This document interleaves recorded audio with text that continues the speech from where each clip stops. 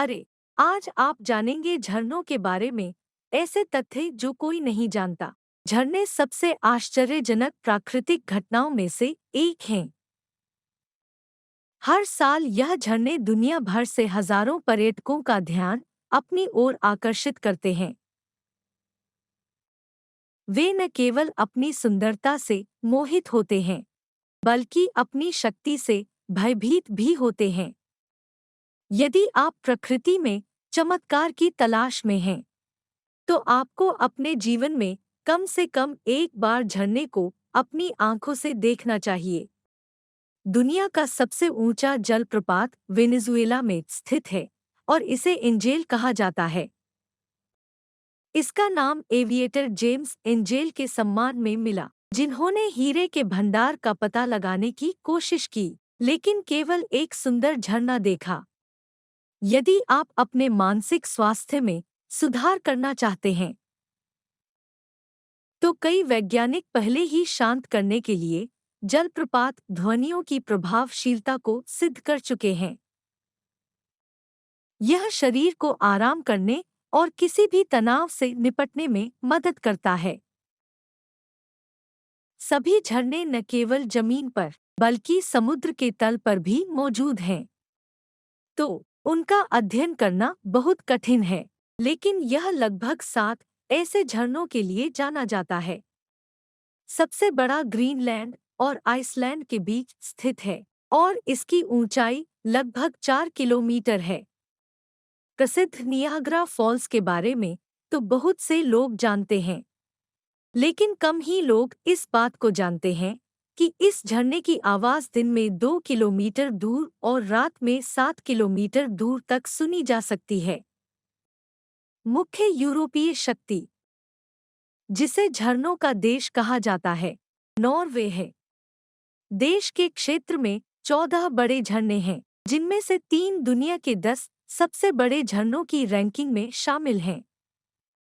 विश्व का सबसे शक्तिशाली जलप्रपात विक्टोरिया अफ्रीका में स्थित है। यह एकमात्र ऐसा है जो 1 किलोमीटर से अधिक चौड़ा और 100 मीटर ऊंचा भी है। ऐसे झरने हैं जो लोगों द्वारा बनाए गए हैं। सबसे बड़ा इटली में झरना कास्काटा डेले मारमोर है, जो प्राचीन रोम में बनाया गया था।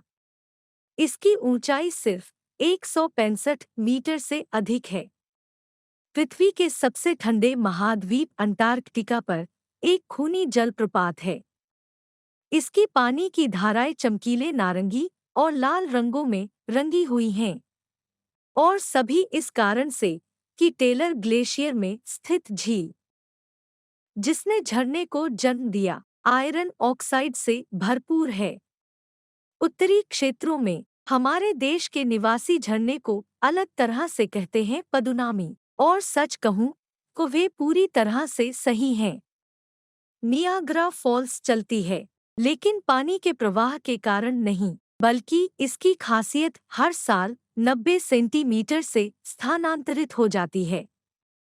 इसलिए मूल स्थान से जहां इसे एक बार खोजा गया था, झरना दसियों किलोमीटर से अधिक चला गया है और 20,000 वर्षों में यह गायब होने का जोखिम उठाता है, क्योंकि यह एरी झील तक पहुंचता है। वैज्ञानिक लंबे समय तक प्रयोगों और वन्यजीवों के अध्ययन के बाद यह स्थापित करने में सक्षम थे कि ऊंचाई से गिरने वाले पानी की गर्जना कई पक्षियों के लिए एक विशेष संदर्भ बिंदु के रूप में काम कर सकती है, जो प्रवास के दौरान लंबी उड़ान भरते हैं। ध्वनि के स्रोत पर ध्यान केंद्रित करते हुए पक्षियों के सभी झुंड अनजाने में सही मार्ग बनाते हैं। रूसी संघ में शायद ही कभी झरने मिलते हैं, और अगर हम दुनिया भर में कुछ उत्कृष्ट या प्रसिद्ध के बारे में बात करते हैं, तो यह स्पष्ट हो जाता है कि हमारे देश के क्षेत्र में ऐसे झरने नहीं हैं। हालांकि रूस मानव बुद्धि के शानदार प्राकृतिक स्थलों का दावा करता है। उदाहरण के लिए प्रसिद्ध घाटी, जिसके क्षेत्र में कई छोटे झरने हैं, काकेशस पर्वत में सोची शहर के पास स्थित है। प्रस्तुत घाटी को झेगोच धारा पर 33 झरने कहा जाता है और झरने स्वयं छोटे लेकिन सुंदर हैं। उनकी ऊंचाई औसतन 10 मीटर तक पहुंचती है और झरना एक अच्छी दूरी तक फैला है। घाटी की कुल लंबाई 1.5 किलोमीटर से अधिक है। यह स्थान पर्यटकों के बीच बहुत लोकप्रिय है क्योंकि यह जीवन भर के लिए एक बहुत ही सुरम्य और यादगार मार्ग समेटे हुए है। अगर जानकारी आपके लिए उपयोगी थी तो कृपया चैनल को लाइक और सब्सक्राइब करें। जल्द ही फिर मिलेंगे।